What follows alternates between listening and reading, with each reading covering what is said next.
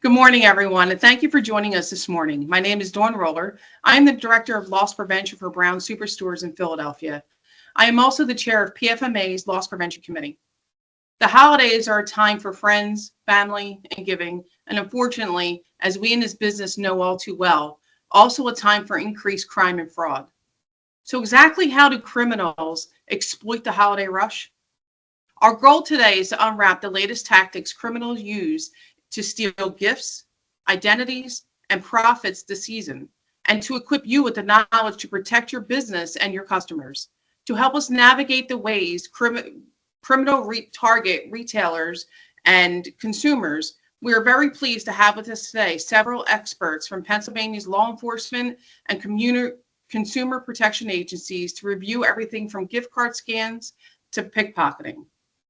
From the Pennsylvania Department of Banking and Securities, we have Investor Education Coordinator, Katrina Boyer. Katrina has joined us previously to share her expertise on gift card scams, and we're grateful to welcome her again. And from the Office of Attorney General, with us today are Dave Shallcross, Director of Senior Protection Unit in OAG's Office of Public Engagement, Aaron Vitale, Supervisory Special Agent in the Attorney General's Organized Retail Crime Unit, and last but not least, Deputy Attorney General Patrick Schulet. We greatly appreciate the time these individuals are giving us today. Before we hand over to our presenters, a quick housekeeping note. If you missed something or if you want to share this content with your staff, be aware we are recording the session and we'll make it available on demand. And of course, Katrina, Aaron, Dave, and Patrick will have their contact info as well, and we have some time for Q&A after the presentation. With that, Katrina, please take it away. Thank you so much, Dawn, for that great introduction. My name is Katrina Boyer. As you know, I'm the Investor Ed Coordinator for the Pennsylvania Department of Banking and Securities, and we are going to talk today about gift cards, how we can protect our consumers, and what kind of benefit that can have for our businesses. So I often get the question, what is the problem with gift cards? And the reality is that gift cards aren't the problem. The problem is that scammers use the information off of the cards to steal any money any value that may be on the cards.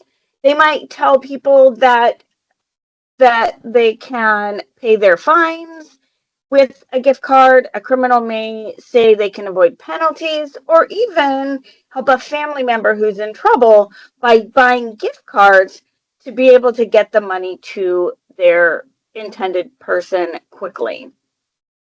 And the reality is that older adults are prime targets for quite a few reasons, but they tend to be a little more isolated, so they might be getting lonely. They're easily frustrated or flustered, and sometimes when someone calls them or sends an email, they can be caught off guard, and the reality is that they can be frightened quickly. And when scammers use their powers for evil to break the law, it's easy for them to convince the older adult or other people to give up their hard-earned money. So I want to talk just a couple of scams that often use gift cards as a form of payment. So government representative is one that I hear a lot about. A caller may call and say that they're from Social Security, from the IRS, from the local community government, and claim that the victim or the potential victim owes a significant amount of money. And they might say that they have to wire transfer or they have to go and buy a gift card in order to pay the fee. And they come on incredibly strong because then they turn around and tell the potential victim that if they don't do exactly what they're told to do, they're going to be arrested. Now, we all know that government isn't going to reach out to us by phone. But an unsuspecting victim might be caught off guard and may actually become a victim much easier than we think. Another type of scam that I want to talk about are what we like to call heartstring scams.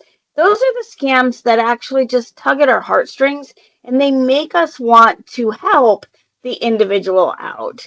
So it might be a family member in distress scam. So you get the call that says, Grandma, it's me and I'm in trouble, or you get an email or a social media post that says, I'm in trouble and I've been arrested, but I need some gift cards from you in order to be able to avoid the fine, in order to help me get out of jail, or even pay my attorney fees. Another heartstring scam that we hear about, especially in the holidays, is a romance scam, where someone might reach out to you via social media or even a random text message that might start off with something like, hey, sorry for the last minute notice, but I have to cancel dinner for tonight. And us being unsuspecting, we might be kind and courteous and say, hey, sorry, I think you have the wrong number. The reality is that is the start, or can be the start, of scam where eventually the criminal convinces us to give up our hard-earned money. The third type of heartstring scam that I want to talk about are charity scams, especially in the middle of all of the weather-related tragedies. And as we get closer to the holidays, we may find that we're getting inundated with requests for gift cards to help support a charity.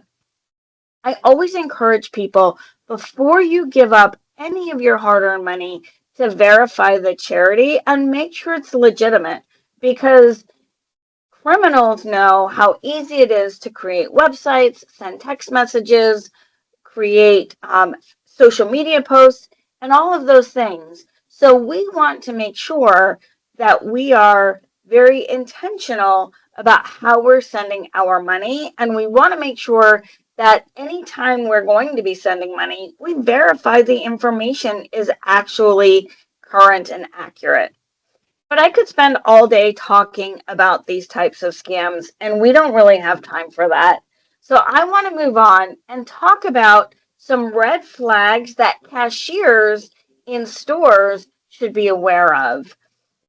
So if a potential victim comes in and they want to purchase multiple gift cards for the maximum that's allowed by store policy, the customer might be really nervous and they might actually have their phone with them talking to someone else who might appear to be calling all the shots and telling the potential victim exactly what they need to be doing.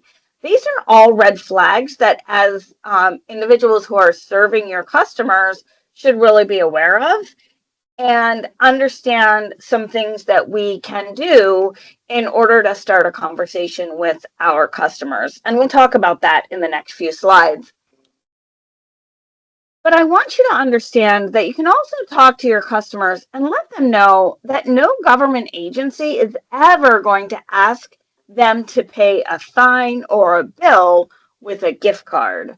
We can talk to them about being aware of high pressure calls that come from anyone, not just charities or potential loved ones, but we need to be aware of those high pressure calls in general. Or we can also let our customers know that if there's a family member who's requesting money, we might want to think about asking a question that only that family member would be able to answer. So perhaps it's a question about a former career or their favorite pet's name.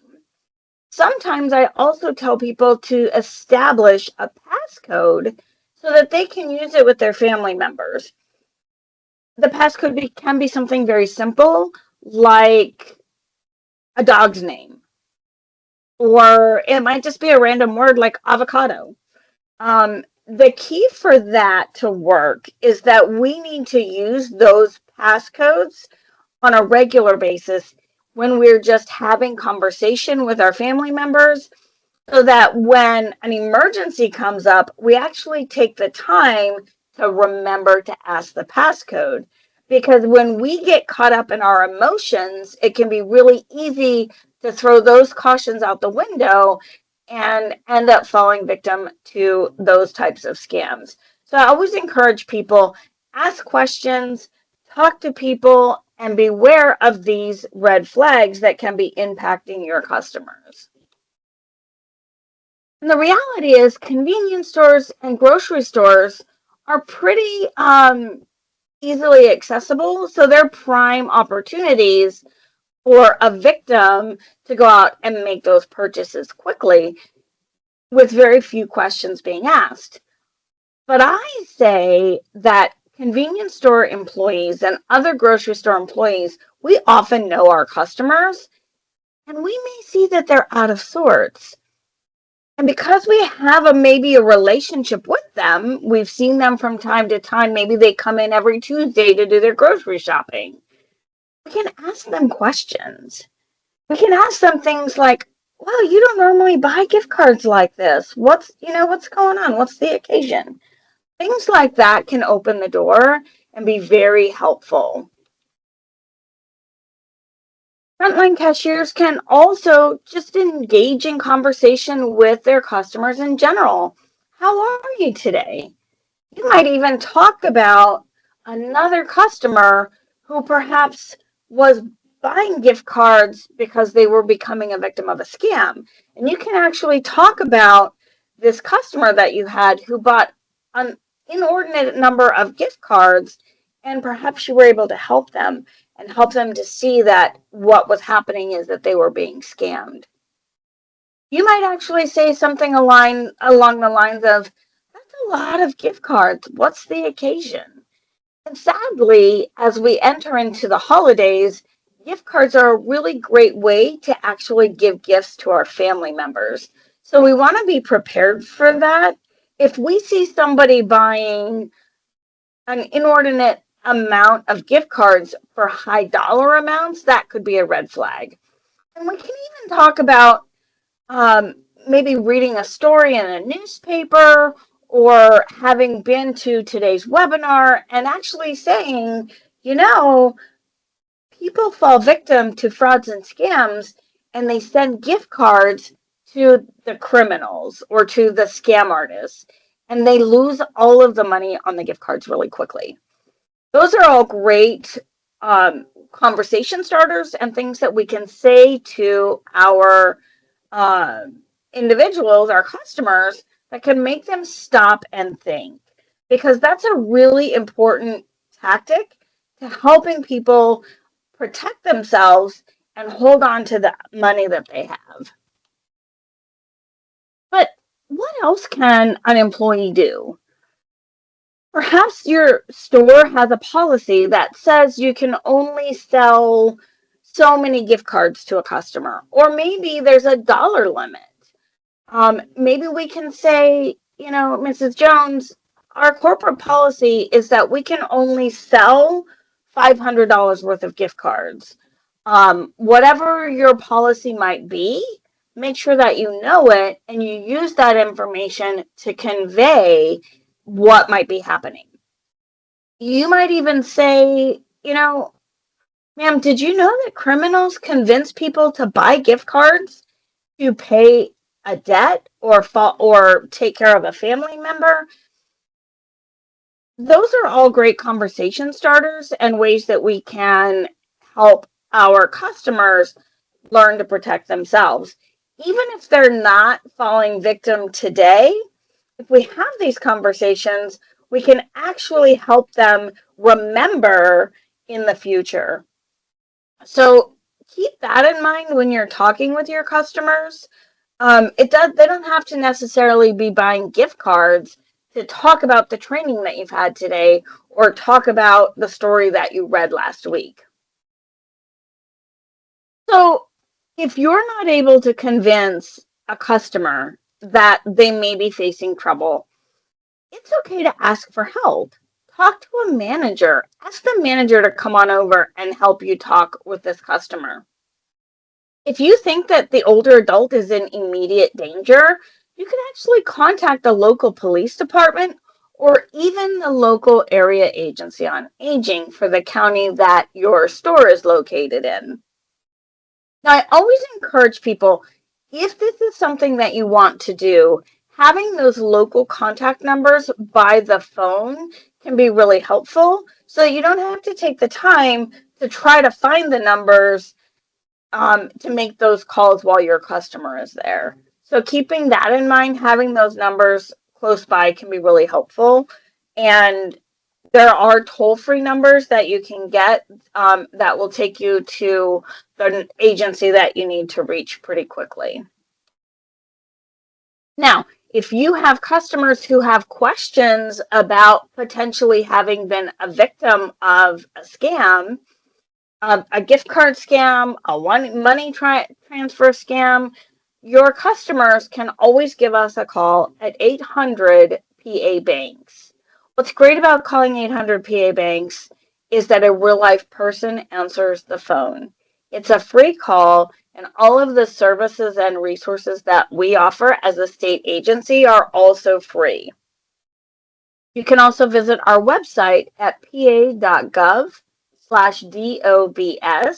where we have a lot of really great resources and information on many of the different types of scams that you'll hear about today.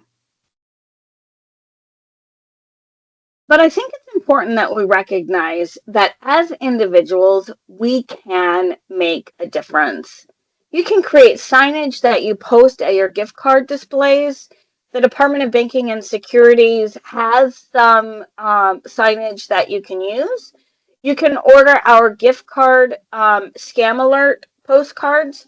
Those are free as well, and I'm happy to send those out to you. And if nothing else, talk to the people that you know and care about and share this information with them. The more we talk about these types of things, the more readily we will remember them for ourselves, our loved ones, and our consumers. One thing that I kind of think is really important for us to understand as far as good customer service. If I'm a customer and I know that this store is looking out for my family, my loved ones, and the older adults in my community, I'm going to be more inclined to do more business with them. So if you're looking out for your customers, them, their family, and their loved ones may become that customer that you have for life. So you're not only protecting the older adults in your community, the individuals who may fall victim, you might be in turn helping your business. Good customer service can make the difference between being a lifelong customer at this store or at a different store. We've given you some tools that you can use to make that difference in your establishment. I did tell you that we offer many free publications. This is the Scam Alert. Gift cards don't pay bills. It's a great publication. You can't really see it real well on the screen, but it's got some tips and some warning signs. It also has the telephone numbers and websites that a victim may need should they become a victim. And it's a great tool that you can use to share with your customers. Thank you so much for your time. That does conclude my formal presentation. Thank you. Thank you so much, Katrina. Does anybody have any questions for Katrina? I want to open up to the group. Okay. Katrina, again, thank you so much. Great presentation. Next, we have Dave Shawcross, who will spend a little bit more time on gift card related crime and also some more offenses that ramp up during the holiday season, including money wire fraud, ATM fraud, skimming, and pickpocketing. Dave? Hello, good morning, everyone. So thank you very much for having me. Had a little bit of tech difficulty this morning for some reason on my Teams. I cannot see what everyone else is seeing. I have no content display. Don't know why that is, but we'll muddle through this somehow. So I am with the Pennsylvania. Yes. I'm happy to share. I have your slide deck if you would like me to share that for you. let's try that just to keep things simple and moving forward. That might be the way to go. Okay. Sorry about that. I don't know No what was problem. happening. I could not get it to load this morning. All right. So for everyone in the audience that's participating, thank you very much for having me. I appreciate the opportunity to come out and speak on behalf of the office. My personal background, I'm not a lawyer. Nothing I say is legal advice. Here's your disclaimer. I've spent over 30 some years in law enforcement. Prior to my law enforcement career, I worked in loss prevention. So I've worked for Pomeroy's department stores, J.C. Penney's, Oxford Valley Mall Security.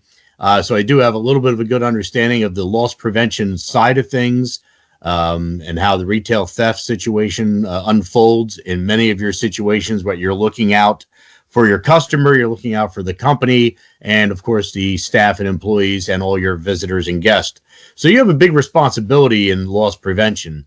I call that the unsung heroes. You guys are there to witness what's going on, to deter these thefts, to find ways to better prevent these losses for the company and keep everybody employed and keep the economy strong. So I'm glad that you're able to have these type of sessions, and I'm very appreciative to be part of it. Jumping into it, we're going to be talking about avoiding holiday scams and fraud. We know it's the season to be jolly. It's also the season for scam artists and thieves, unfortunately. So moving on to our next slide. Actually, these are not the correct slides. I don't know how that happened. I altered it for this program. Let me see if I can get my screen to share real quick. Can you unshare for a moment, Michael? You have the entire program. I've edited it down for our timeline. Let's see if we can get this to happen.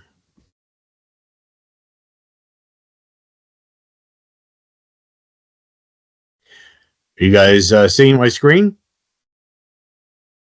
Yes. Oh, great. Okay. Here we go then. So first, we're talking about some gift card concerns.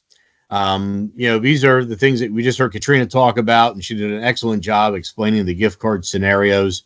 Some of the things that we also see with the gift cards are, the tampering on the racks and displays. So one of the tips I'd like to share with loss prevention and the management is display them where they're under observation. So what do I mean by that? Well, basically, if the display is in the back rear corner of the store, that's an invitation for scam artists to come in and tamper with those cards. They're going to tamper with the blank cards. They're going to read the data off the back, the security coding, the routing numbers and account numbers, the branding, so we know where to go online to check the value on the card. Of course, it'll be a zero value until your customer comes in, takes it to the register, and loads it with a cash amount. And then at that time, remotely, the scammers can then retrieve the financial aspect of the card remotely without ever touching the card, without ever speaking to your customer or anyone in the store. And they drain them. It's called card draining. So we want those displays under observation. Put them near the registers. Put them near the management office or a customer service counter. Put them even better behind the counter that the employee has to hand the card across to the customer after they load it. Those little steps can make a big difference in gift card fraud and scams. We want to make sure that people are thinking about the fraud and how it occurs and how better to then, of course, avoid your customer becoming a victim and losing that amount off the gift card. And it's embarrassing. Imagine you give this to a family member or a loved one for the holidays. They unwrap it. You bought it 3 weeks before Christmas or, whatever holiday you were celebrating. You give the gift. This person opens it up on that day. They are very excited to have it. They're thankful, and they put it in the back of their purse or their wallet or up on the desk, and they hold on to it. Oh, I'm going to use this for a special occasion or a special purchase. I have something in mind. And it takes 2 or 3 weeks, maybe months, to go to the store and actually use the card, and they're declined. It's a zero balance. Very embarrassing to the person giving the gift, even though you had nothing to do with that. Your family member is embarrassed at the register presenting a card with no value, even though they have the receipt. You saved that receipt that showed that the card was loaded. There was an amount of money put on the card, but the retailer is not going to honor that receipt if the card is swiping with a zero balance. So you're going to have to go back to the original place of purchase and work with them on this concern. We do have a video. If we can get this to play, it's going to be our next challenge today since I'm having some tech problems. Let's see if we can show the video.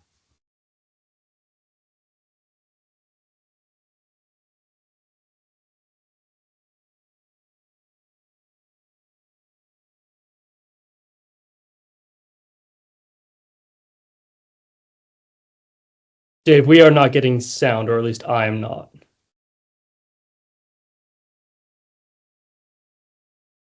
I have sound on my side, Mike. You guys, no one's getting sound? No sound. So what we will do is we can share the link to the video in our Okay. kind of after webinar materials, so people can watch it. Okay, that'd be great.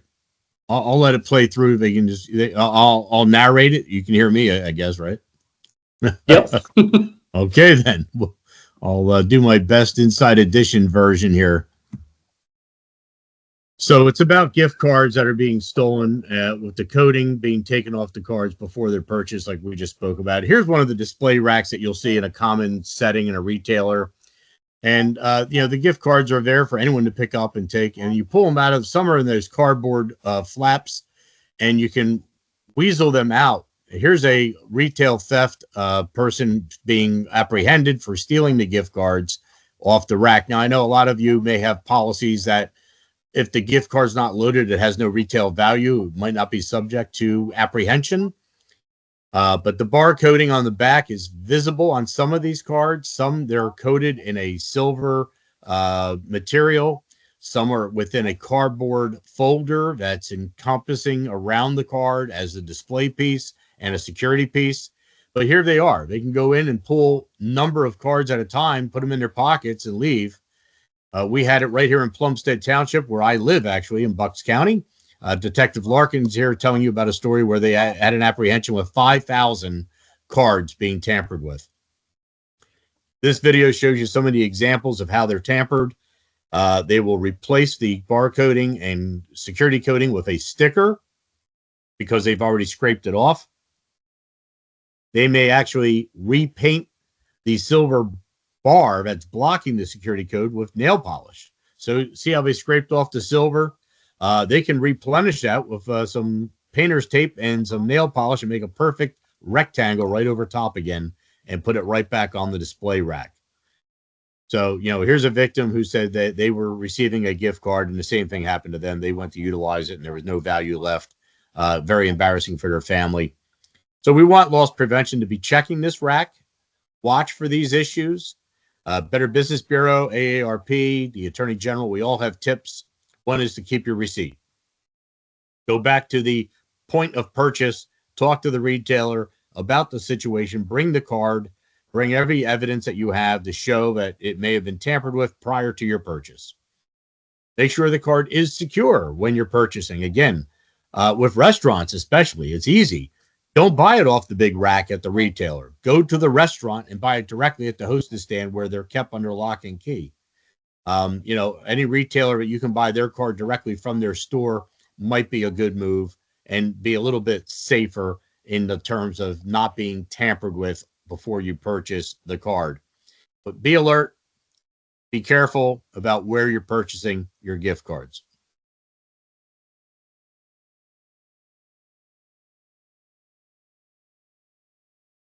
We do have an agreement with some major retailers through the Office of the Attorney General. We've spoken with Walmart, Best Buy, and Target, just to name a few. And we've had meetings with them and sat down and had a conversation in the past about what can we do better for our consumer? How do we protect the customer? And does the store have a responsibility to do that? Well, I believe they do. The office believes they do.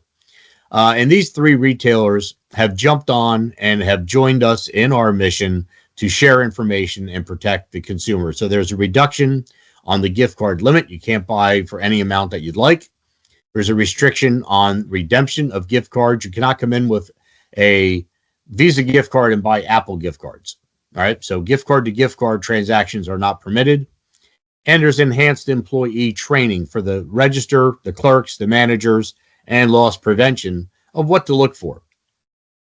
That consumer comes in and they look a little nervous, and they're inquiring about buying a large amount financially of gift cards, or small amount gift cards, but a large number of them in quantity. That would be a red flag of suspicion.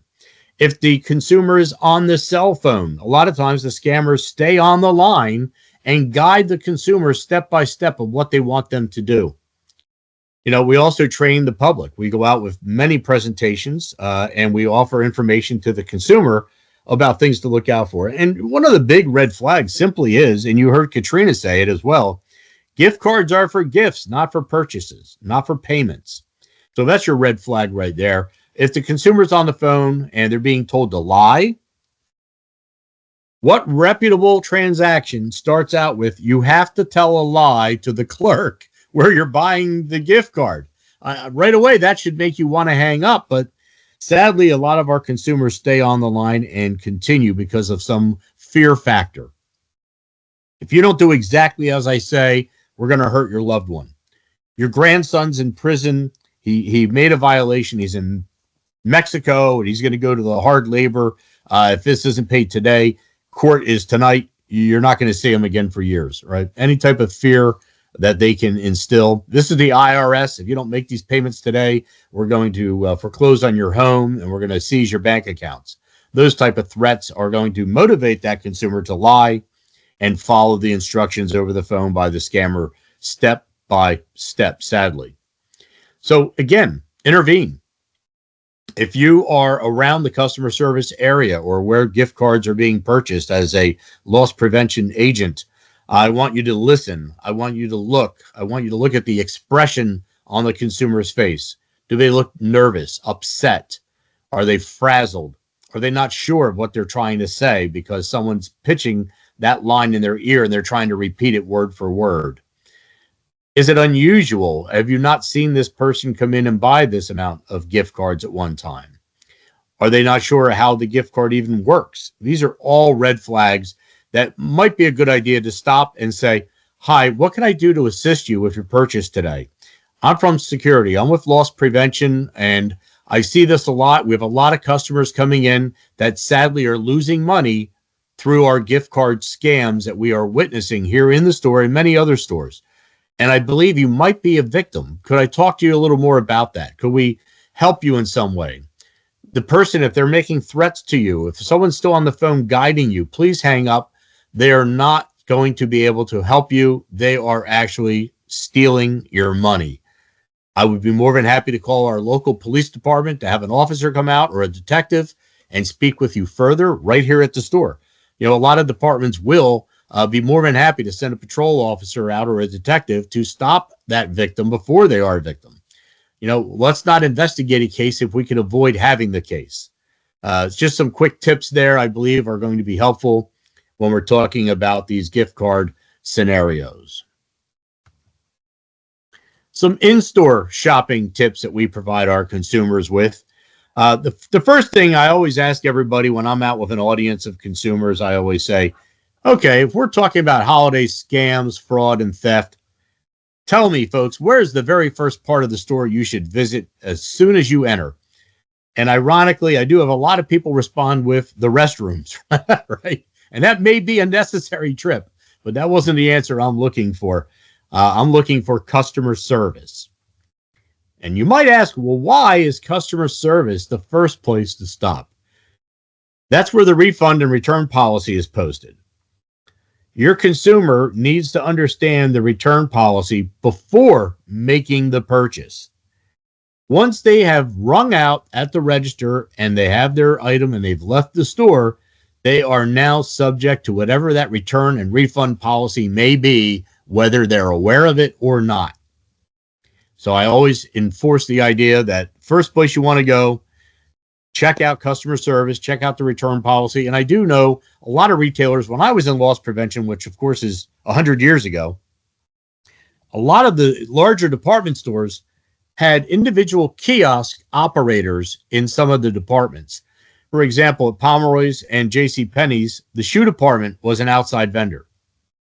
Their return policy differed from the main store return policy. Electronics had a different return policy.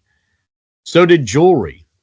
There's different things in the store that may have an outside vendor or just simply a alternate return policy. And I want to make sure that your stores are providing the customer that information. Is the return and refund policy posted clearly? Is that something that they understand? Do they know that it might be different in each department throughout that department store? These are just little tips that we like to provide. Also, we want to talk to them while they're in the store shopping to be alert. Situational awareness is very important for everyone at all times. But I believe even at the heightened holiday season, it's even more important because there are operators that are out there looking to defraud you and steal from you. So watch for your customer. They may not be situationally aware. They might not be looking forward, backward, left, right, up, and down.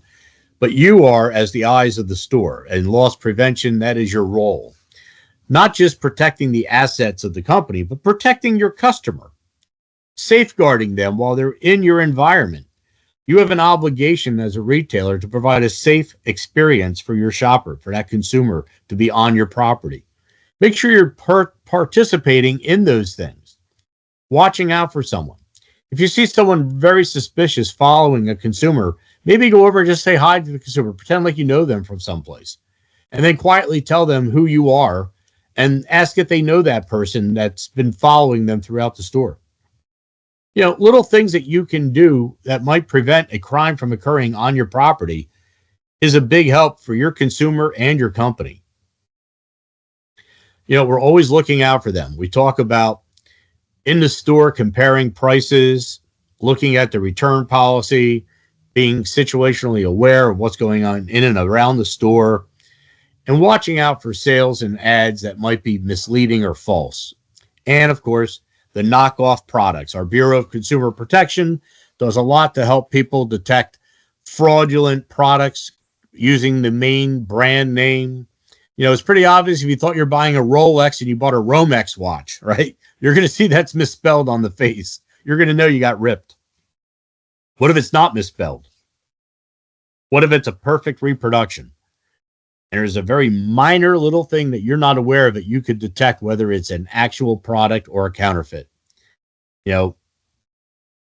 Make sure that you're understanding that the customers are not always the best informed when they enter your store, your place of business. And you do have a responsibility to assist them in having that good experience in the store. And that includes looking out for these pickpockets and shoulder surfers. Pickpocketing, it's funny, I speak to a lot of older folks in the office. I'm with the director of senior protection. I go out and talk to our senior citizens. And a lot of them think, well, pickpockets, they're not around anymore. They have no idea that not only are they still around, but they're even more skilled than ever. And a pickpocket can easily pull out your wallet, a credit card out of your purse, an electronic device or cell phone out of your jacket, briefcase, and especially in our grocery stores and other large department stores where we have shopping carts. I often see people will put their jacket up on the cart. If it gets warm in the store, it's winter outside, so everyone's dressed warm. You're layered up with heavy jackets and scarves and hats, and you come into the store and it's a nice warm environment. Well, while you're shopping, you're going to take that jacket off. Well, if your wallet and keys are in your pocket, and you leave it on the edge of the cart and you walk away to go get another product that you walk past, it's open for picking. And in the grocery stores, I see this often. The purses in the child seat in the front of the shopping cart, unzipped, wide open, coupons falling out, wallet perched up on top, unsnapped, open, and 18 or 20 credit cards. You don't need to carry all these cards when you're out and about. Carry only what you need. Limit the exposure by leaving other cards at home. If you only need your credit card for your debit account and your basic purchases, take those two cards. If you're not going to a specific store, if you're not going to Macy's that day, don't take the Macy's card. If you're not going to, any other type of department store where you have a card, Target or something, leave it at home that day. Secure these things. Pickpockets also now work in teams. It's a part of organized crime. And you're going to hear from our organized criminal agents in a little bit. And they're going to tell you more about the organized criminal activity in retail, theft and those type of things. But, pickpockets are teaming up also and working as an organized criminal network. There may be someone to cause a distraction somewhere in the store. Another person will do a walk and bump. They'll tap into you. Oh, I'm really sorry. But they're not going to take your wallet. There's another person, while you're engaged with the person who bumped you and is now apologizing, comes up from another direction and takes the wallet or the item. That happens quite often. We have to be watchful. And by the time you report the person that bumped into you, he was in a green sweatshirt and blue jeans. That person doesn't have the wallet. It was handed off to the person that actually picked it, who now handed it off to another person you've never seen in 2 aisles away, and they're all gone. The store's empty. Your wallet's empty. You don't know what even happened. Shoulder surfing. I think you've probably seen the insurance commercial where the gentleman is trying to break people of becoming their parents and their bad habits that they've learned. And the one I love is the folks are walking around the major hardware store, and they have their smartphone in front of them on speaker, shouting into it, going down the aisle. Well, if you're ordering something online or doing a financial transaction in a busy place, first off, don't be on your phone in a busy place on speakerphone anyhow. It's rude, and you're giving out information. Don't be barking out your account number or reading a credit card number because you were in the store and found it cheaper on your phone online, so you're going to order it right now. No, don't do that. Wait till you're in the safety and security of your home to make your order. If you're out and about, do not use free Wi-Fi to go shopping online. That could be intercepted, and people could then be obtaining your credit card and financial information. So we don't want that going on. We want our folks to be safe and better protected. Card skimming, another issue we see in a lot of our retail locations, including fueling stations, gas pumps. We see this on ATMs. So if you have an ATM in your store, as loss prevention, I'd like you to be checking on that periodically, looking for tampering, looking for any information that might lead you to believe there's a skimmer or device that's been added.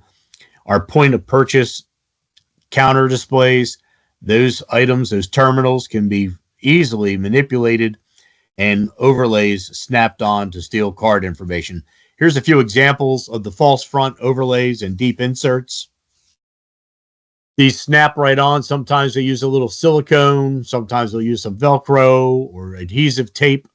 And they stick pretty good. So just with normal use, you may not detect it. I'm also advising consumers to give it the tug and pull test. Grab the card slot, tug on it, pull on it, see if it looks loose. See if there's a card slot beneath it. That's obviously a red flag for fraud. The overlays can snap on, and if you look at the center display, that overlay is slightly larger than the actual terminal beneath it. And the reason for the oversize is they have to accommodate the skimming device. That equipment has to fit in there. And a lot of times they'll use Bluetooth to then send the signal so they don't have to go right up to it again to retrieve the data that they're stealing.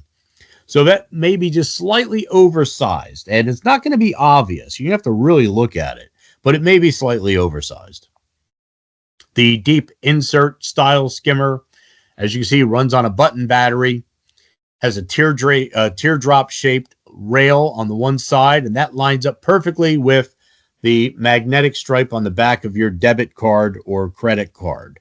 And that's going to steal that static information. Those stripes are magnetic data that are not changeable. That card is loaded with that data when it's created, and it maintains that data. It has your account information embedded in that, and when that card is read by the deep insert reader, that skimmer will then steal that data and save it. So these things can run on these button batteries for months, so they don't have to come back that often to grab them. And again, if they're using a Bluetooth signal to then relay the information, even better. They don't have to be right on top of it, and you can be sure that they're going to be stealing information. A lot of times they may insert a pinhole security camera, especially on the ATMs, because they want to get the PIN number to go with it. They may also use overlay keyboards, and they will advise. I advise employees to report suspicious acts in your store if you see anything that even remotely looks like it might be some type of skimming device being installed, or someone suspiciously around one of your terminals or the ATM. Multiple attack points. Here's an ATM with the camera, card skimmer, and the keyboard overlay. That's a full house. All right. So they set this machine up to obtain every piece of information they need to then process and utilize the data that they're collecting. When they're harvesting information like this, the pinhole camera records you, and it can also record your actions at the terminal, including entering your PIN number. It will also provide a date stamp and time stamp. That way, the keyboard overlay that's also grabbing the PIN number will match the timeline of your visit to the ATM on the camera and the card skimming data that's being saved. They'll line all three of those pieces of information up to that timeline and then know that all matches for one account, and then can recreate false cards on any plastic card that is a credit card size with a mag stripe. It could be a old vacation club membership card. It could be an old gift card to the Wawa. It could be a card for it. You took your kids down to Chuck E. Cheese to play the video games, and we spent all the points. But you have that perfect sized plastic card with a black mag stripe on the back that can be loaded with someone's credit card data, and then in turn be a duplicate credit card. Now, of course, you're not going to hand that to a clerk someplace. You're going to look at Chuck E. Cheese. How are you paying with a Chuck E. Cheese card? But if they're going to a gas pump or purchasing something with a self-serve checkout, you may not even notice that card is what they're using. And of course, the more sophisticated scammer will go online and buy actual blanks and have them painted or designed how they want. They can even have an embosser that raises the numbers on the card like the older cards have. There's a lot of tools out there to then take that data and then deploy it onto another card to have it used as a credit card. We also have handheld skimmers. And these are easily concealed. They download to a laptop or onto the web, and they're rechargeable and reusable over and over again. This one's not the smallest I've seen. I've seen them a little thinner than this now. They can be used in a lot of scenarios. I think one of the places where we hear a lot about this is going to be waiters and waitresses, right? So a lot of people don't think about it. When I'm out speaking to an audience, I will mention to the audience, if I had a stranger walk in the room right now, would you willingly hand them your credit or debit card and watch them leave the room with your card? How many people would participate? No one raises their hand, right? They're all like, what are you, crazy? I go, well, what if I told all of you, you've all done this at least once or twice in your life? And they look at me with shock. I said, have you ever eaten at a restaurant or a diner and handed your card to the waiter and watch them leave the room? And then they go, oh, my Lord, yeah. They don't think about it, right? Because you're having coffee and cheesecake, you had a great meal. Maybe you're with family, you're with friends, you're celebrating. No one's thinking about the security of that account when they hand that card over to the waiter or waitress. I'm not saying they're bad people. I have many friends that are in the food industry. Great waiters, great waitresses, places I go often. But when you're traveling, you might not know the waiter or waitress. You not know if that person, it's their first day, or it could be their last day. They're getting fired and they know it. Or they're a plant. They're only there to collect data off cards, and then they're going to quit, move on to another restaurant. Fast food restaurants, we see cases where the drive-through window, they'll take a small handheld skimmer and Velcro it right on the side of the register, directly above or below the actual card reader. So when they swipe your card, they just run it down an extra 2 inches, and they've captured it twice, once for the restaurant, once for their own use as they leave, and they sell your credit card number on the dark web. Be checking for these type of devices on your staff, employees, or other consumers coming through the store that might be up to no good. Wire fraud. Do you have a MoneyGram or Western Union kiosk or station in your retail establishment? If you are, keep cameras on the device. Keep warning signs and posters and information telling the consumer that this is a key point of fraud. You must know who you're sending it to and validate and verify the person that you spoke to is your family member or your loved one. You know, with artificial intelligence right now, scammers can duplicate the human voice with about a 5-second sample. They can use another AI program to then write a script telling your family member that you're in danger, you're arrested, you've been injured, you're hurt, and you need money instantly. And before they can ask questions, the scammer takes over the call. Hi, I'm Jimmy's attorney. They're taking him back to his cell right now. He can't talk any longer. But what he's trying to tell you is you need to send us a Western Union or a MoneyGram with that $18,000 right now for his bail, or he's going to the big house. Well, Jimmy's not on the phone anymore. You can't say, Jimmy, what's Grandma's dog's name? Jimmy, why were you there? You can't ask questions because the electronic script sounds so real. It's the right rhythm, the right pitch, the right tone. It sounds like your loved one on the phone asking for help. And they know, the scammers know, to make it short and get someone else on the line with you before you can ask questions. And that money can be transferred and picked up anywhere. It can actually also be used to forward to another MoneyGram or Western Union station abroad. So you might be looking, oh, I'm sending it to Las Vegas, or I'm sending it to New York or Texas. Oh, that's okay. It's in the U.S. I feel pretty confident about this transaction. And guess what? It did go to Texas. It did go to New York. It did go to Las Vegas. And it was there for about 30 seconds. And then it went on to who knows where. Timbuktu. Your money's gone. You're not going to see it again. And the scammers love wire fraud because it's difficult to recover or to cancel. So we have to warn the consumer. Our Bureau of Consumer Protection has put together the top 4 demands of payment by scam artists that we've seen over the last couple of years. And again, here they are. I mean, these are the top 4. Wire transfer, what we just talked about. And that could also include banks, right? So wire transfers are not only at those kiosks for MoneyGram, Western Union, and those type of demand payment locations. It could be bank to bank as well. I've had a consumer or two who thought the bank was on the phone telling them there was an attempt to hack their account and that the bank security wanted to move their account so it could be better observed and protected to a security account, a new thing that the bank started. But not to mention this to anyone in the bank because this is still pending investigation and it might be an employee involved. Well, they transferred $88,000 to their new security account, which ended up in Hong Kong. They were not getting their money back. Peer-to-peer payment apps, Venmo, Zelle, Cash App, right? These are on your smartphone, on your tablets, on your devices. Know who you're dealing with. Again, it all boils down to validation. Can I validate and verify the person that they claim to be is who I think they are? And if you can do that, then yeah, these apps are probably fine. One of the things on the peer-to-peer app, if someone puts money in your account and says they made a mistake, but you need to send it back right away, do not do that. It's most likely fraud. You want to contact the app and alert them to the transaction and let them determine whether that money is actually in your account or not. Number 3, cryptocurrency. And that's new tech. A lot of older adults may not be as up on cryptocurrency as some.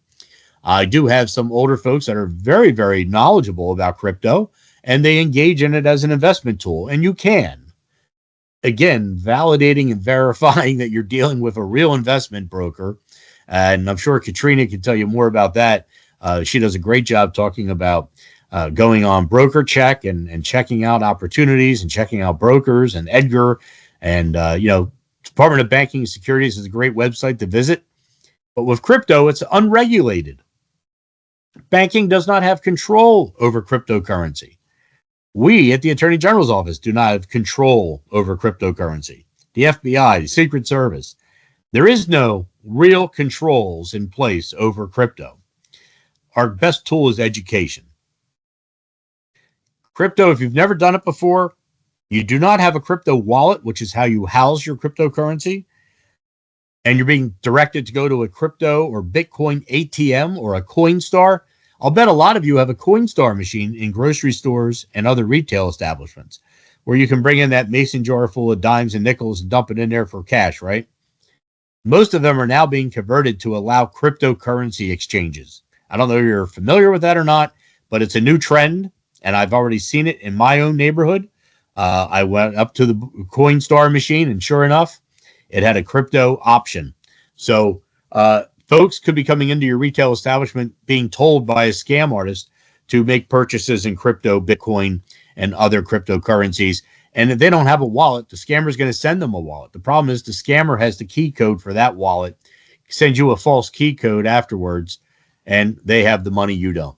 And of course, gift cards, which I think has been covered really well today. So gift cards and prepaid cards, again, the top 4 payment demands by scam artists. Wrapping things up, we often tell people about different types of scams. And one of the things I always say at the end is, you might not know that story. You might not have heard of this particular scam. The story's changed, the wrapper changes, but here's the mechanics, the framework underneath that always seems to stay the same. You're suddenly contacted, told to act now, do it right away, and they always want money or your information. So think about those key words: sudden contact, act now, money or information. SCAM always equals a scam. And our consumers need to be reminded of this daily. It's easy to get excited at the holidays, caught up in the merriment and the celebration and excitement of family and friends gathering, bumping into neighbors out shopping and stopping for that coffee, putting your phone on the table and getting up to go get another cup of coffee, and your phone's gone. Your purse is gone. Your wallet's gone. These are the things that we need our consumers to be alerted to and protected by you folks in the loss prevention department and all of our retail establishments across the Commonwealth. Anything we can do to assist you with education, resources, and information, or complaints of consumer protection violations, contact our Bureau of Consumer Protection at 1-800-441-2555. And of course, you can email us scams@attorneygeneral.gov. Thank you, everybody. Dave, thanks so much for your presentation. I'm going to open up to the audience. Does anybody have any questions for Dave? Dave, I have a question real quick. Is there any way that a retailer can detect a card that has been, a fraudulent card like you were talking about that's already been skimmed and had, funds put on it, or is sort of the horse left the barn at that point? Yeah, the horse is out of the barn, like you say, because the scammer is not going to be bold enough to use the card in the store, right? What they're going to do is they're going to drain it electronically from a remote location and use it online. Now, the ones that are set back up for the consumer to be defrauded from, you can inspect those cards, absolutely. And I think I kind of mentioned that. Loss prevention should be checking that card rack, looking for signs of glue. They'll use a heat gun and heat up the cardboard card's backer, the wrapper, and they'll heat up the card backer with a heat gun, and that loosens the glue, and they can peel it open, take the card out, expose it, put it back, and reseal it.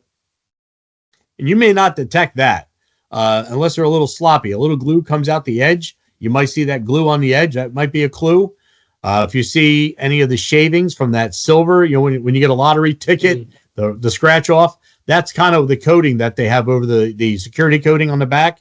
If you see particles of that still stuck around the card anywheres, when they're made at the company, they're perfectly done. So if you see some loose shavings of that silver coating, that means it's been tampered with and recoated probably. You wouldn't see those little shavings. So there are a couple of the things that you can look for. And again, just keeping eyes on the display, putting the display in a safer location, or best yet, behind the counter is my points on that. Got it. Thank you, Dave. Appreciate it. Okay, awesome. Thank you, Michael. Thank you, Dave. I see. Hold on. No, I see. Yehuda, go for it. Can you come off mute? See if I can do it for you. Go ahead, Yehuda. Thanks. I might have missed this when I was taking some notes, but Do we have any idea how long the average person is there when they're at the racks doing these scams? Is there kind of a time that it raises a red flag?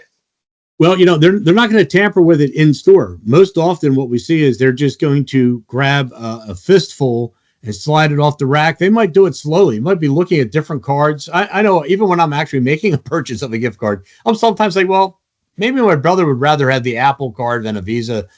So I might be there, looking at a couple different cards. They're going to do that same kind of look. They're going to be as if they're a consumer. And what they're going to be doing is going to be sliding them in their coat pocket. Some will be very brazen and take like 10 or 20 at a clip right off the rack and dump them into a bag or a pocket and just stroll away. They're not going to be a long time at your rack. They're going to take those off-site, tamper with them, record the information, repair them, and then bring them back in and reload them back onto the rack for the consumer to come in unwary and then take that card to the register and load it. Got it. Thanks. Okay. If there's no other questions, thanks again, Dave. Appreciate that. Thank you for your questions, everyone. Last, we had Patrick and Aaron to provide a brief review of the work of the ORC unit over the past 6 months related to gift card draining cases and the tips that they offer to the general public. They will also discuss their recommendations for identifying and routing to law enforcement with an emphasis on organized scams. Patrick and Aaron? Morning, how are you guys? Hope you can hear us okay. Good, you're good. All right, we're going to try to share our screen here momentarily. Stand by 1 second.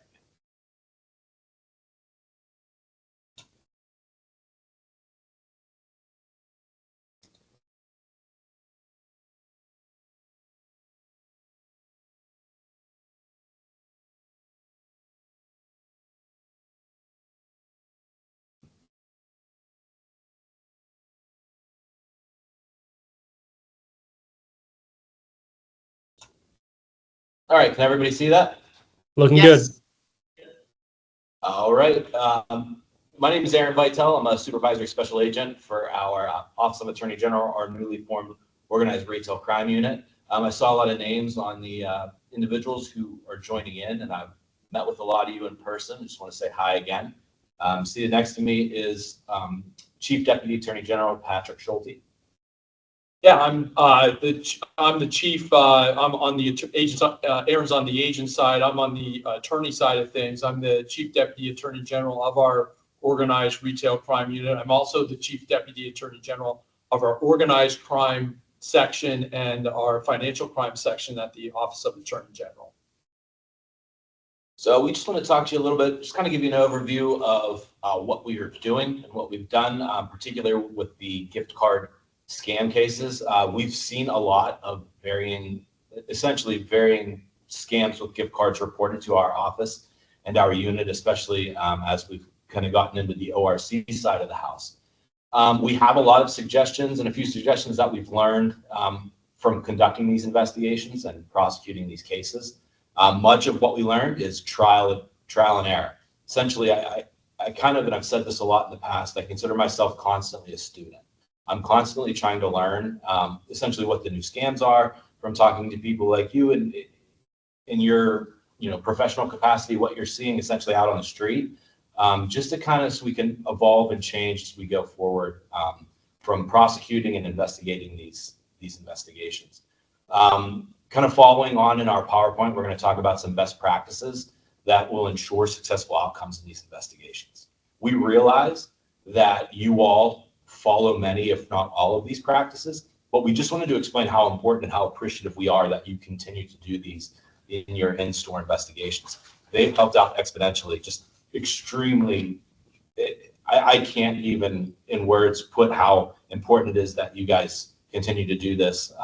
We have a case study at the end where we kind of tie in a lot of what you all have done and what you continue to do in stores to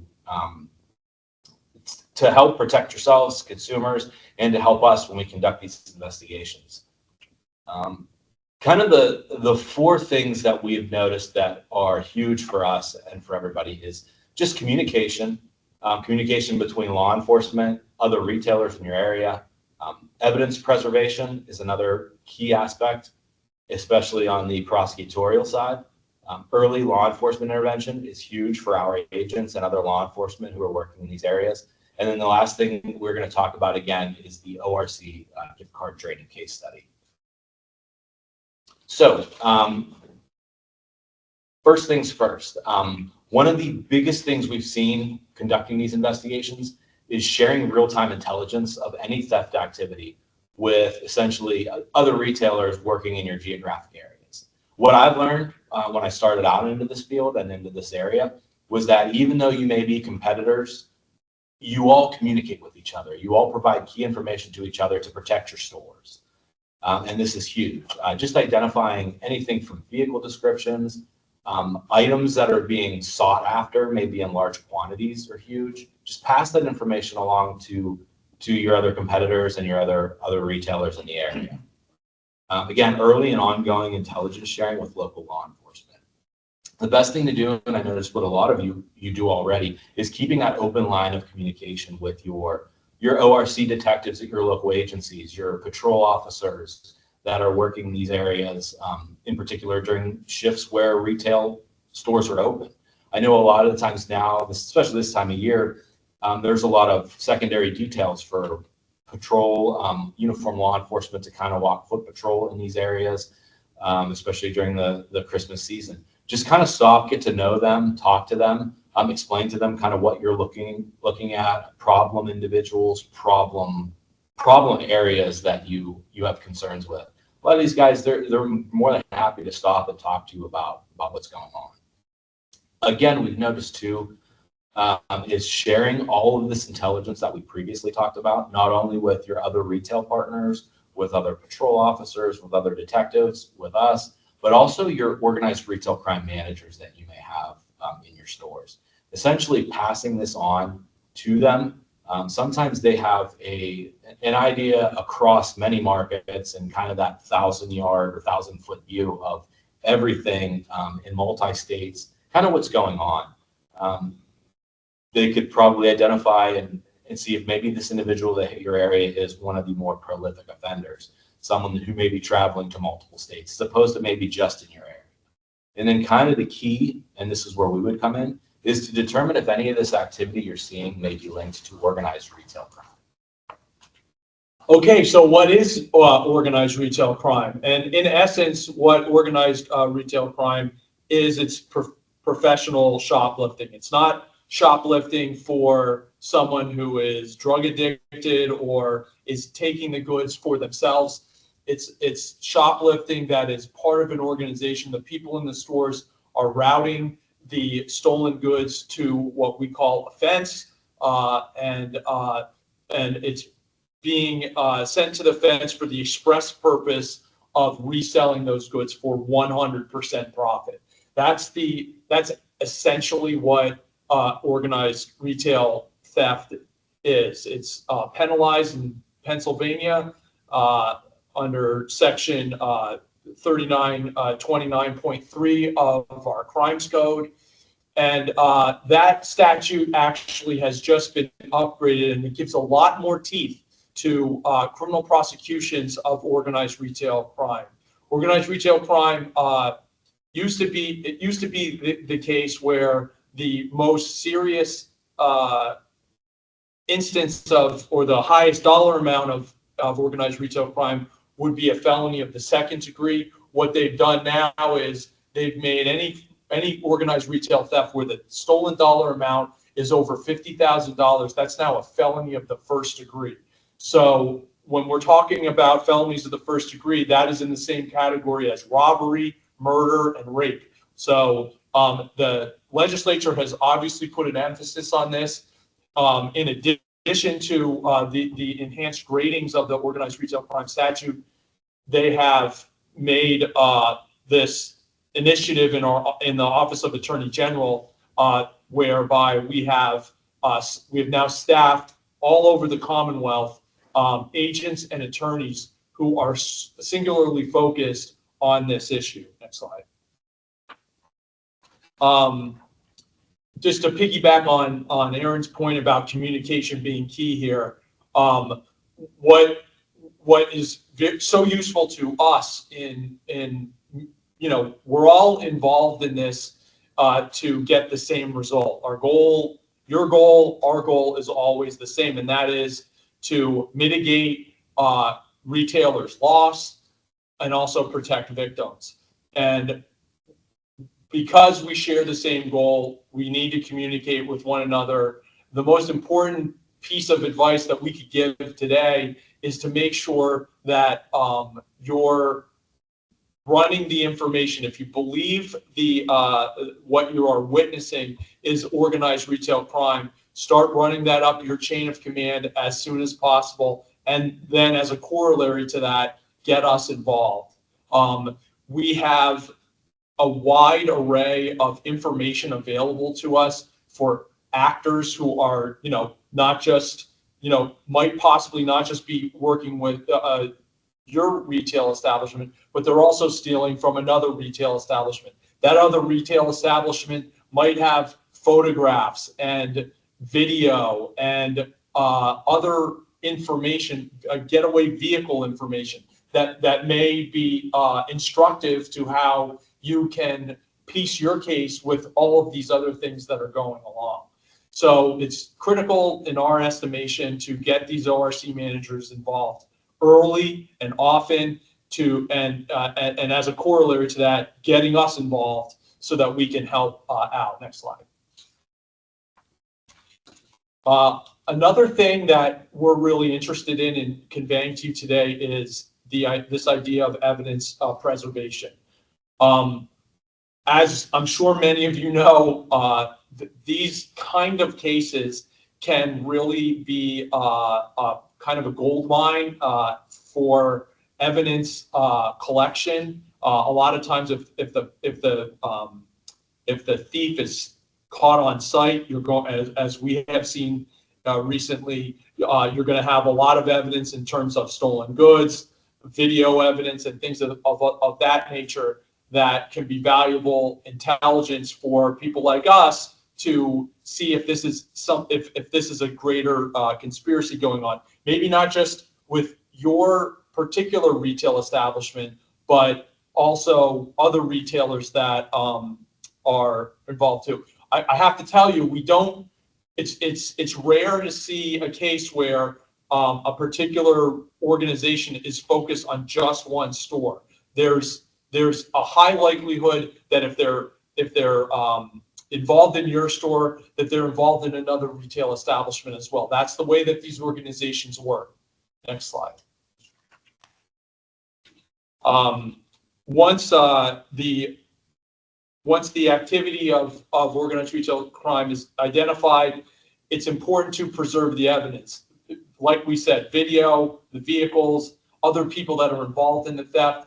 And this is a good point for me to mention the idea that between now and the beginning of 2025, we are going to be putting together a organized retail crime toolkit, and we're going to share that with your retail establishments. And one of the critical things that's going to be in this toolkit is ideas and best practices in terms of evidence preservation. If the evidence isn't preserved in the right way, it can kind of torpedo a prosecution down the road. So if we share with you what the best practices are as it relates to evidence preservation, you can make sure that the people who are doing this to your retail establishments are held to account at the end of the day. All right. Now, what we learned early on when we started our unit is that you all and many in the retail industry and loss prevention or ORC conduct field interviews. We thought that this is amazing. I mean, everything that we do on the law enforcement side is an interview, whether it's interviewing victims, witnesses, other law enforcement, other people in the retail industry. This is a huge part and a huge intelligence gathering area that's proved beneficial for our cases. Conducting thorough interviews by you all is again a key element. Conducting field interviews is also beneficial for your repeat boosters, your individuals who may have drug problems and who may not be essentially a part of a larger organization, but maybe stealing from you repeatedly and then going down to the local pawn shop or a house in your area that may be buying all the stolen goods. This is a good way for us to identify, and law enforcement to identify, what these fences are in your area, what people are doing with the stolen goods that come from your stores. So even if it may not be an ORC or a large organization operating in your area, and it may be the individual who just comes to your store every once in a while and steals, it's good to know what they're doing with that. Some of the questions that are important for the booster primarily, obviously typical biographical information, their name, their date of birth, where they live, any good phone numbers you have for them, who they live with. This is all good general information. Again, you guys all probably do that anyway. Again, just to kind of further go into this a little further, who are they here with? Are they there with anybody else? This kind of starts to build a pattern of if they're there with other people that may be working with them. If you start to talk to them and they're not staying in the area, or they're staying in the area but they're not from your area, this could be a good indicator that these potentially could be part of an ORC or traveling organization. How did they get there? Again, some of these people may talk with you, some may not. Some with you all before law enforcement are in the room with you, they may be more comfortable to talk to you without a guy standing there or a girl standing there with a uniform on. So how'd you get there? Oh, we're parked outside in a black Volkswagen. This is all good information to kind of pass on to law enforcement. Again, type of vehicle, how long have they been in the area? And then just kind of general information. Do you have a substance abuse problem?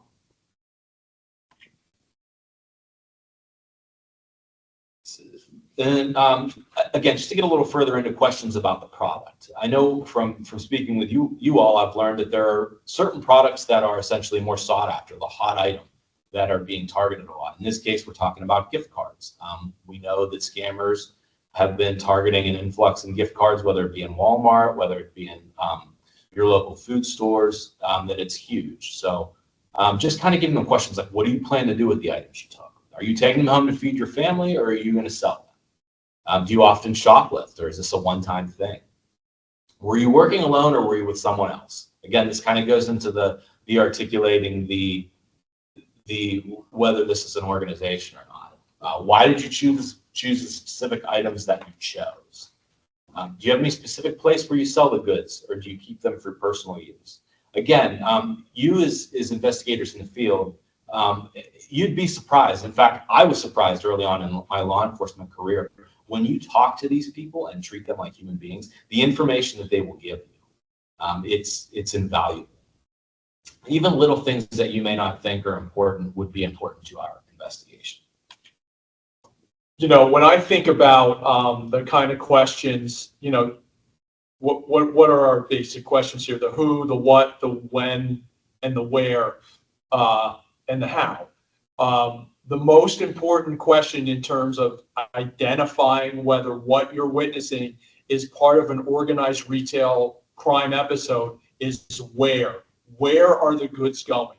Where, if it's a person, if where the goods are going are just back home and you're going to use it yourself, then that's important to eliminate maybe organized retail crime as the thing. But if the answer to the question of where is somewhere other than you know, home of the thief, then we might be onto something there.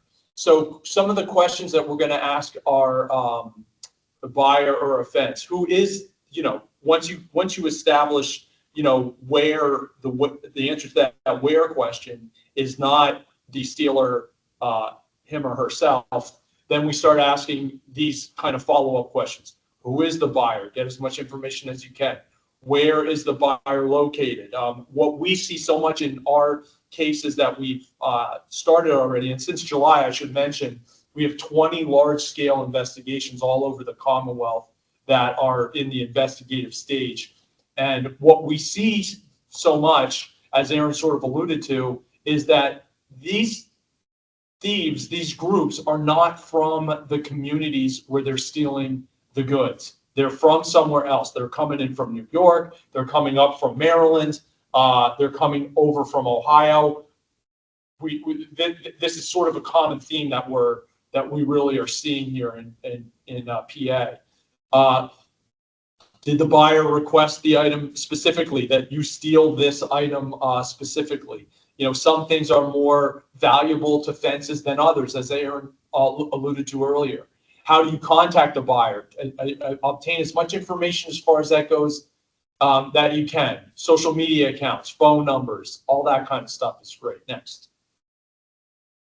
You know, these are, you know, if you get this person talking, then these questions can be valuable too. How long have you been selling to this buyer?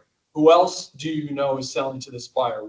What, like I said before, we're not seeing a limitation to just one particular retailer. What other retail stores are you getting merchandise for this particular buyer? You know, and then questions, how often have you sold to the buyer? How many times have you stole from this particular retailer and you have not been apprehended? Next slide. And these are all going to be included in this toolkit that we present in the first quarter of 2025, so that you have a guide for your people that are on location at the stores to use, because not everybody is going to think of every single question to ask a particular person. But if you have a toolkit with some general questions that could be valuable to the investigation, that it'll be there for your people to use. You know, how do you not get caught? You know, what were the kinks in the security measures of the store that you were able to bypass? These are all the kind of questions that, you know, we want you to ask in the field interviews that will lead to a productive investigation. Now, Aaron's going to talk about some of our organized retail crime gift card cases, one in particular, as a matter of fact.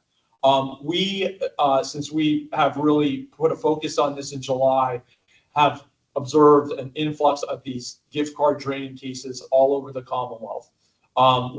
We are actively investigating numerous of these gift card draining cases. And Aaron's going to talk to you now about one case in particular in Western Pennsylvania that we encountered at the Office of Attorney General. All right, so early on, again, with our unit, it is building relationships with retailers, building relationships with other law enforcement in other states. This part of our presentation we wanted to add in here because we feel it's so helpful just to show you all what these partnerships do. This is a culmination of kind of everything we talked about in our previous slides and how we were successfully able to work with you all and other law enforcement in catching this individual. So back in May, I received a call from an agent from the Michigan Office of Attorney General. They have, and probably the first in the country, an organized retail crime unit that investigates these cases. Basically, I received a call from their supervisor. He advised that there was an individual by the name with the last name of Chen, I'm not going to try to pronounce the first name, who was a member of a Chinese organized crime ring who was traveling across the country.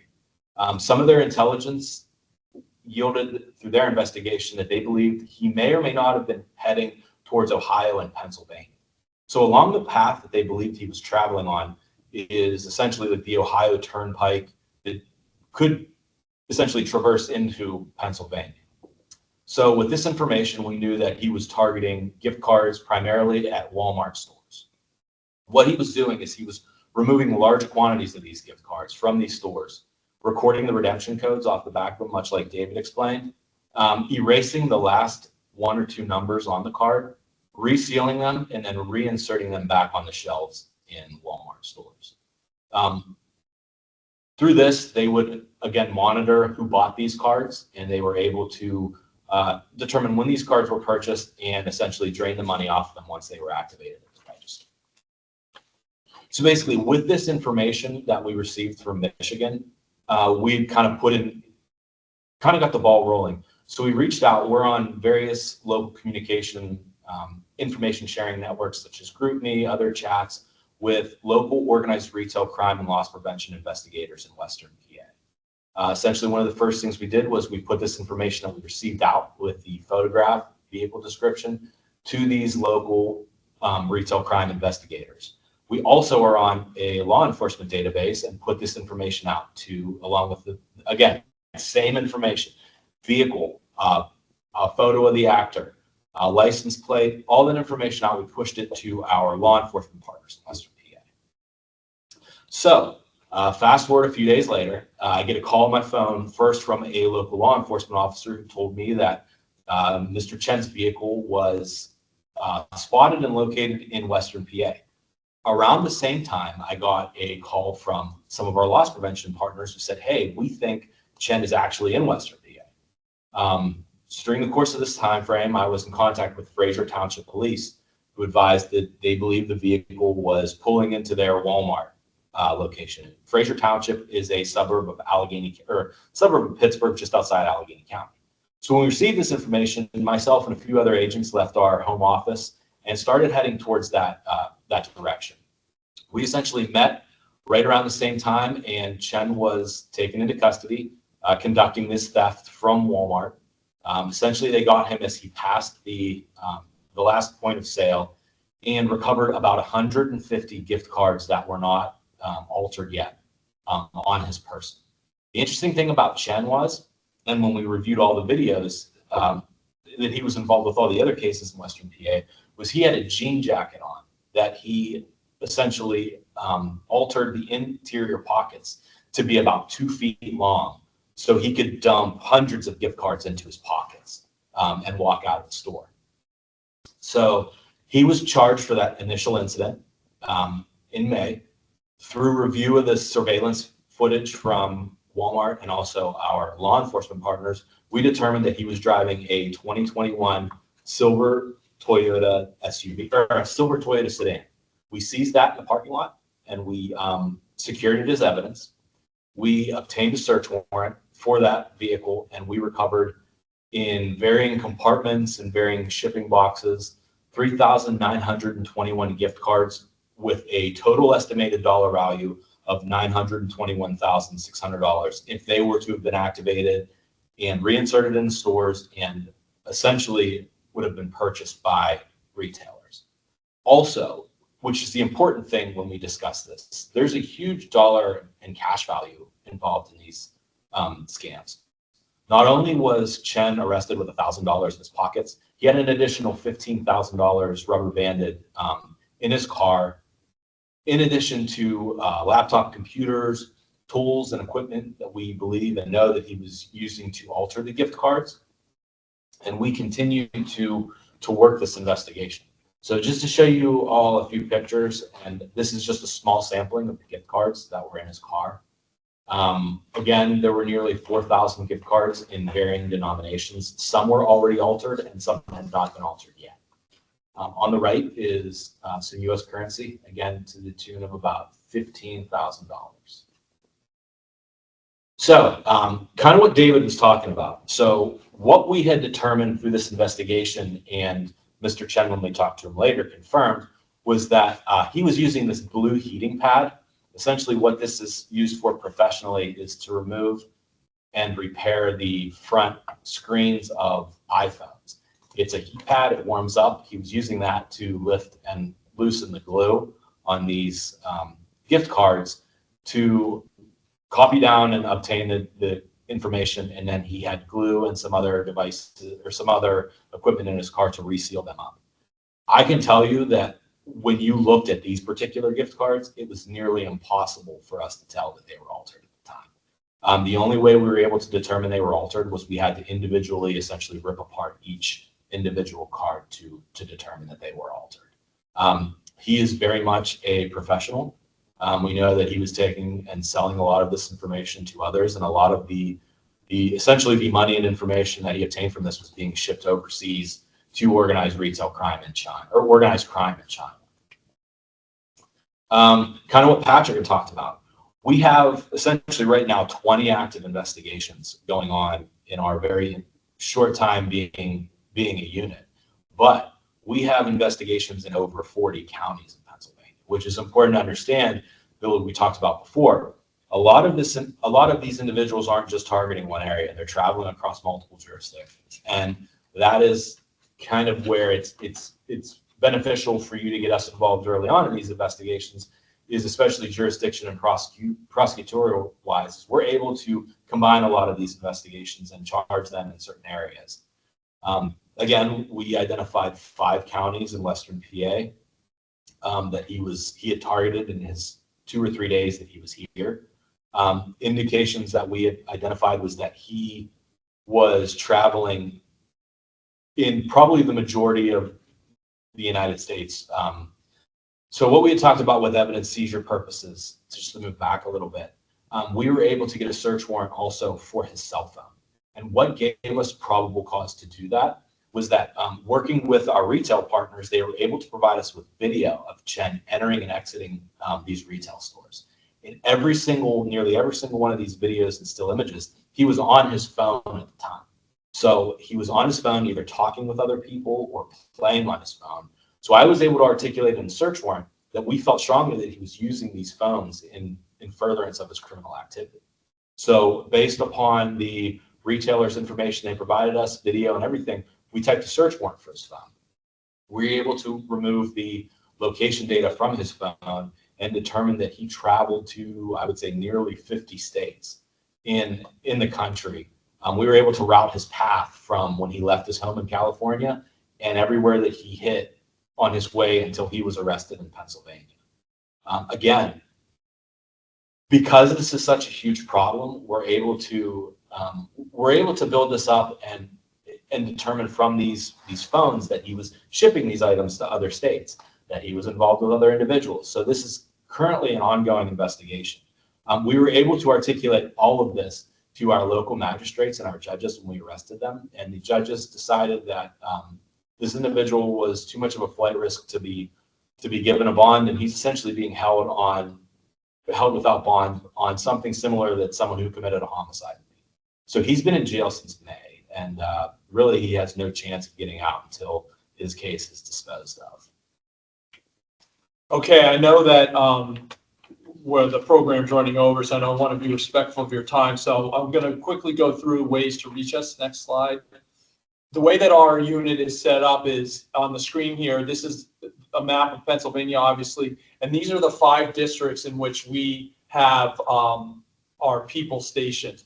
District 1 has 2 special agents and an attorney. District 2 has same two agents and an attorney.